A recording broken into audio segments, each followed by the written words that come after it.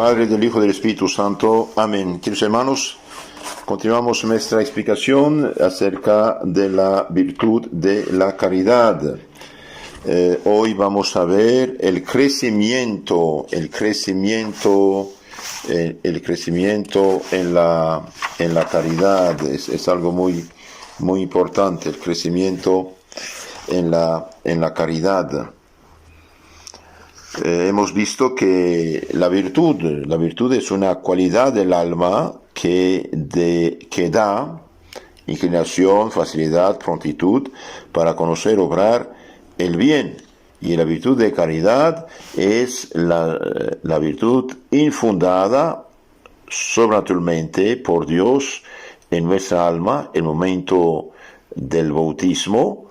Y si hemos pecado gravemente al confesarnos sinceramente con arrepentimiento, vuelve Dios a infundirla a nuestra alma, y mediante esta virtud amamos a Dios por sí mismo sobre todas las cosas, y al prójimo como a nosotros mismos por amor de Dios.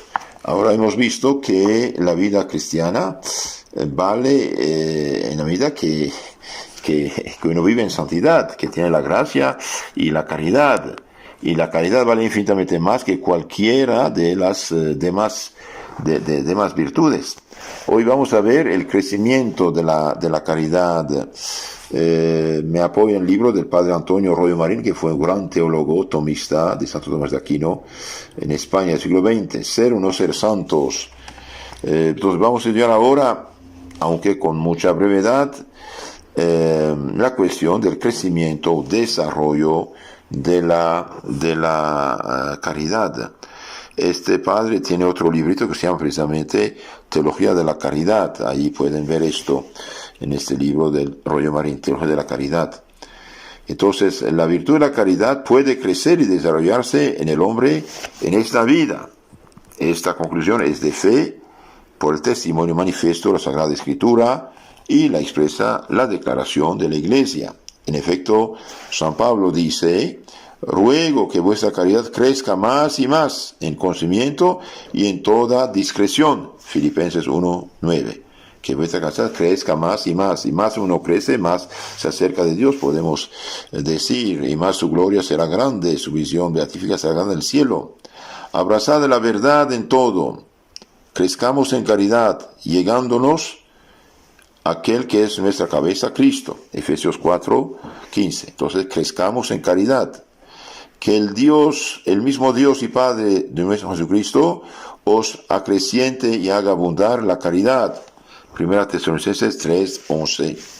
¿Y qué dice el magisterio de la Iglesia? Bien, el magisterio de la Iglesia, en los cánones dogmáticos del Concilio de Trento, dice: si alguno dijere que la justicia recibida, la santidad, no se conserva y también que no se aumenta delante de Dios por medio de las buenas obras, sino que las obras mismas son solamente frutos y señales de la justificación alcanzada, no causa también de aumentarla, sea anatema. Entonces, si alguien dice que la justicia recibida no se conserva y también no se aumenta delante de Dios por medio de las buenas obras, bien que sea anatema. Aquí habla de los protestantes, ¿no? Ahora, la caridad, como todas las demás virtudes, no crece por adición o suma, sino por una mayor radicación o arraigo en el alma. El crecimiento por adición o suma solo puede darse en las cosas materiales, cuantitativas. Por ejemplo, una moneda añadida a otra moneda, son dos monedas. Pero esto no puede darse en las formas cualitativas como las virtudes. La blancura no puede sumarse a la blancura. La caridad no puede sumarse a la caridad. Algo es más o menos blanco, más blanco y mucho más blanco. Como es un poco rojo, más rojo, intensidad. Esto solo cabe un aumento por mayor radicación en el sujeto. El alma, en este caso la voluntad, porque la caridad radica en la voluntad, va participando cada vez más de la caridad, en cuanto que cada vez se va arraigando y penetrando más profundamente en ella. Entonces la caridad no crece por adición, sino por radicación o arraigo más en el alma, como una tela es un poco blanca, medio blanca, mucho más blanca, blanquísima. Bueno, esto es. 2, 3. La caridad, lo mismo que las demás virtudes, no aumenta o se arraiga más en el alma por cualquier acto imperfecto, sino por actos más intensos que los anteriores. Es una consecuencia del principio que acabamos de sentar sobre el modo con que crecen las cualidades. Si crecieran por adición, cualquier acto, por flojo e imperfecto que fuese, haría crecer el conjunto como un solo grano de trigo, aumenta el montón del mismo. Pero para el crecimiento por mayor radicación se requiere un acto más intenso que los anteriores, ya que dieron de sí todo lo que podían dar. De manera semejante a lo que ocurre con una escala termométrica, que solamente marcará un grado más cuando la temperatura del medio ambiente se caldea en un grado superior y no antes. Este principio tiene enorme importancia práctica. El crecimiento de la caridad y por consiguiente el de la perfección cristiana, que consiste precisamente en la perfección de la caridad, es imposible a base únicamente de actos tibios e imperfectos. Si así fuera, con tal de multiplicar muchos actos imperfectos, alcanzaríamos muy presto la santidad de los mayores santos, lo que es evidentemente falso. Solo el amor de Dios cada vez más intenso puede conducir el alma hasta la cumbre de la perfección, de donde se deducen claramente las siguientes consecuencias prácticas. Vale más un acto intenso que 1000 tibios o imperfectos. Vale más un acto intenso que 1000 tibios o imperfectos. Un justo perfecto agrada más a Dios que muchos tibios o imperfectos. Sí, un alma santa en la ciudad es un paraguas, un pararrayo, ¿no?, contra la justicia divina. Un justo perfecto agrada más a Dios que muchos tibios o imperfectos. La conversión de un pecador a una gran perfección agrada más a Dios y la glorifica más que la conversión de muchos pecadores a una vida tibia e imperfecta. Por ejemplo, cuando Santo Agustín, el futuro Santo Agustín se convirtió, se hizo bautizar y llegó a la santidad, agradó más a Dios que muchos cristianos bautizados desde niños, pero imperfectos y tibios. La caridad, punto 4, no puede encontrar tope en esta vida, porque por mucho que crezca y se desarrolle, jamás podrá agotar la amabilidad infinita de Dios, ni la capacidad obediencial del alma, que bajo el influjo de una gracia actual puede aumentar indefinidamente la intensidad de su amor. No cabe hablar, por consiguiente, de una perfección absoluta de la caridad acá en la tierra, ya que siempre puede crecer y desenvolverse más. Otra cosa será en la patria, en el cielo. El alma habrá llegado definitivamente al término de su carrera y su grado de caridad permanecerá eternamente el mismo, sin que pueda aumentar o disminuir. En el cielo ya no se aumenta o disminuye ni puede perderse la caridad, mientras que aquí se puede aumentar, claro, cada vez, o hasta puede perderse. El que peca mortalmente pierde la caridad, pierde la gracia, pierde el Espíritu Santo y cierra delante de sí la puerta del cielo. Número 5. Sin embargo, puede alcanzar la caridad en esta vida una perfección relativa, no por parte del objeto amado, que es infinitamente amable Dios, ni por parte del amor en su máxima tensión siempre actual, que es lo propio de los bienaventurados, sino por exclusión de los impedimentos que retardan o aminoran la totalidad del amor de Dios. Esta es la perfección propia de los santos en esta vida. Entonces, la caridad puede alcanzarse en esta vida una perfección relativa. 6. En el crecimiento y desarrollo de la caridad pueden distinguirse 3 etapas o grados fundamentales: los incipientes, proficientes y perfectos. He aquí la característica de cada uno de ellos con palabras textuales de Santo Tomás de Aquino.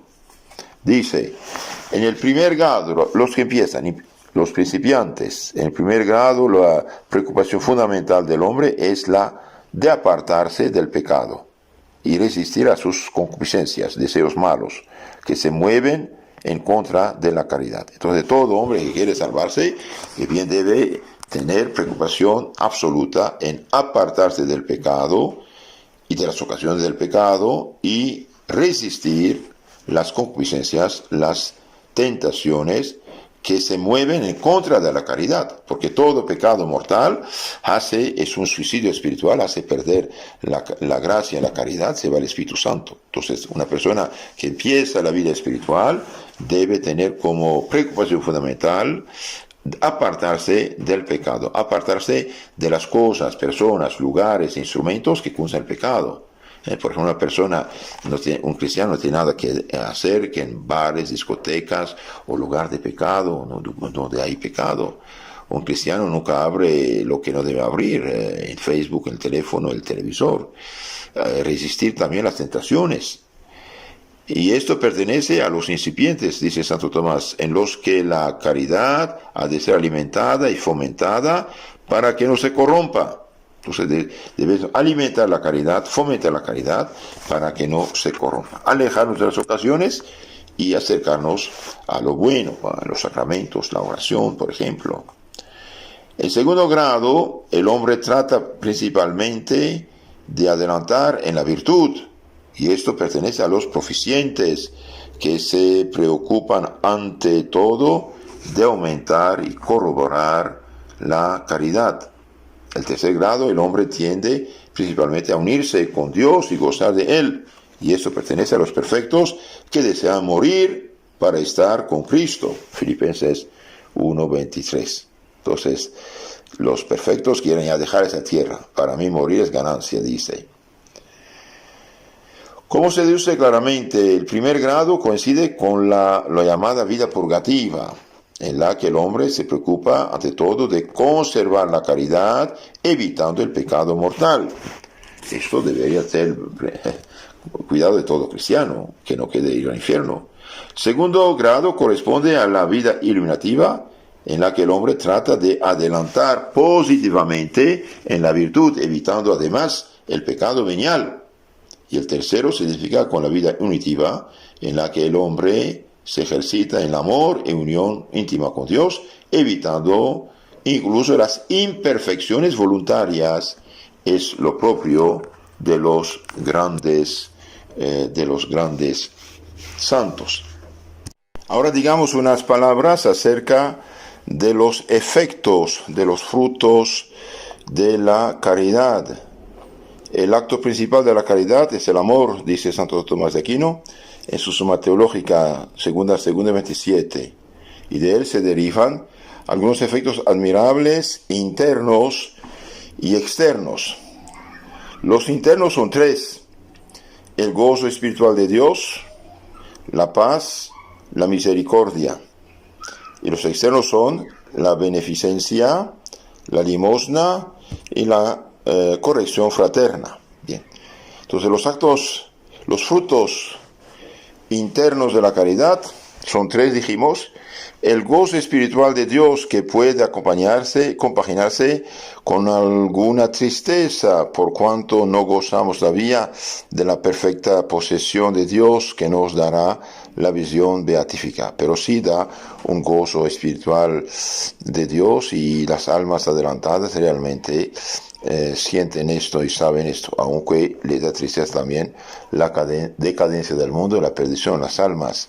Segundo fruto es la paz, o sea, la tranquilidad del orden, que resulta de la concordia de todos nuestros deseos y apetitos, unificados por la caridad y ordenados por ella a Dios. Entonces hay paz, esa tranquilidad del orden, que es resultado, fruto de la concordia de todos nuestros deseos y apetitos. Fíjense, todos se ponen de acuerdo. ¿Por qué?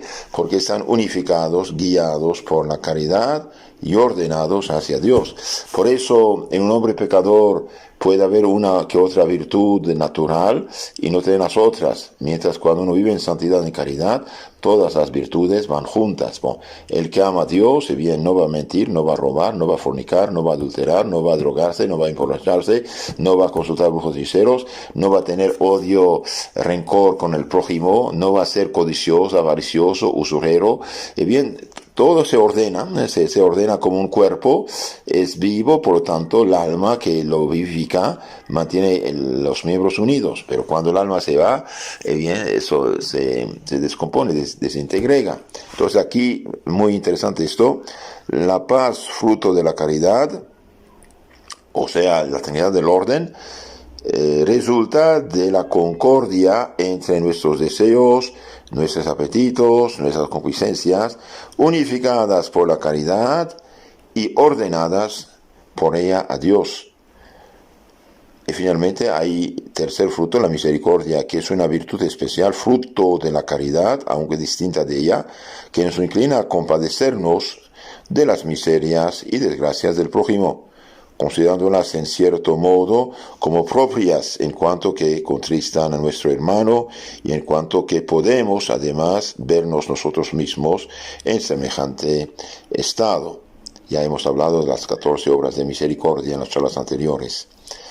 Es la virtud por excelencia de cuantas se refieren al prójimo, y el mismo Dios manifiesta su grado sumo de omnipotencia, compadeciéndose misericordiosamente de nuestros males y remediando nuestras necesidades. Entonces, los frutos de la caridad son gozo espiritual de Dios, paz en el cuerpo, en el alma, unión, concordia de los deseos y apetitos, y finalmente misericordia, esta caridad, este amor, esta ayuda hacia las miserias, desgracias del prójimo.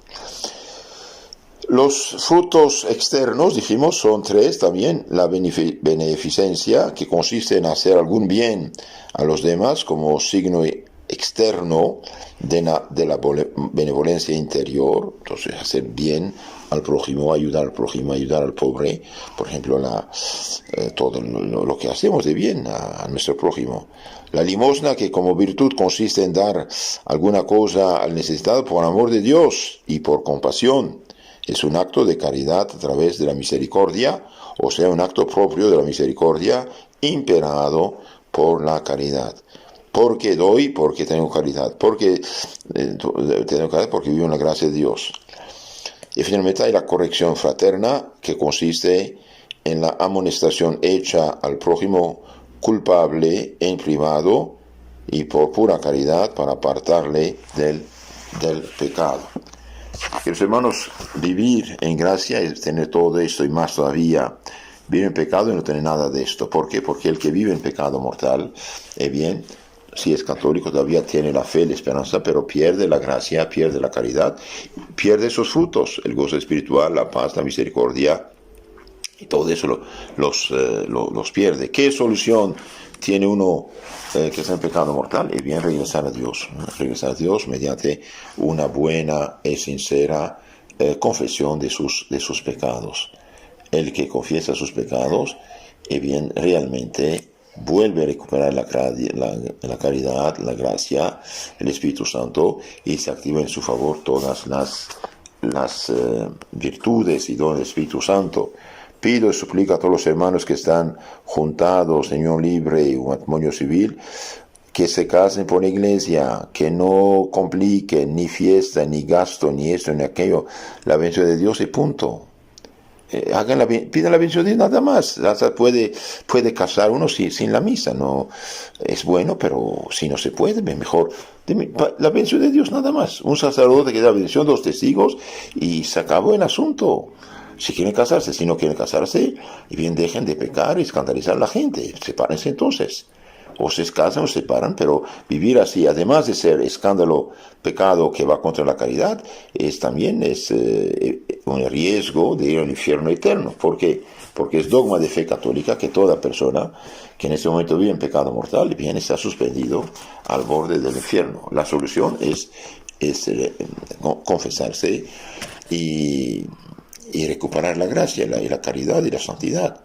Y los que están separados, los casados separados, que tengan confianza en Dios, que frecuenten los sacramentos, más oración, que no guarden rencor en su corazón y que hagan todo lo posible para recuperar el esposo o la esposa y la familia, recomponer la familia. No escuchar los consejos de gente mala, perdida, que dice, haga tu vida porque queda solo, de todo mundo se fue, ya se juntó con otra, ya tiene hijos con otra, y bien, aunque tenga hijos con otra, bien, no son esposos, son adúlteros y además escandalosos. Entonces, ¿qué hacer? Hacer todo lo posible para reconciliarse y vivir en gracia y en santidad. Entonces, queridos hermanos, no hay nada superior a la gracia, a la santidad, un grado de santidad, vamos a decir un gramo para que entiendan, de santidad, de gracia, vale el bien total del universo entero, material. Entonces, tratemos de ayudar al prójimo a vivir en gracia, mantenerse en la fe, esperanza, la caridad, y que salve. Si tenemos caridad con el prójimo, no podemos cruzarnos de brazos cuando vemos que el prójimo está en riesgo de perdición eterna.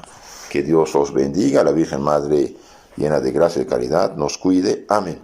Que los hermanos, si quieren conocer más mejor su fe católica, suscríbanse por favor a nuestro canal llamado Catecismo Católico Tradicional. Ahí pues se tiene toda la doctrina explicada y pueden reenviar estos audios a sus contactos, decir que se suscriban y que se alimentan, porque la ignorancia culpable, la ignorancia deliberada de las cosas de Dios es pecado también.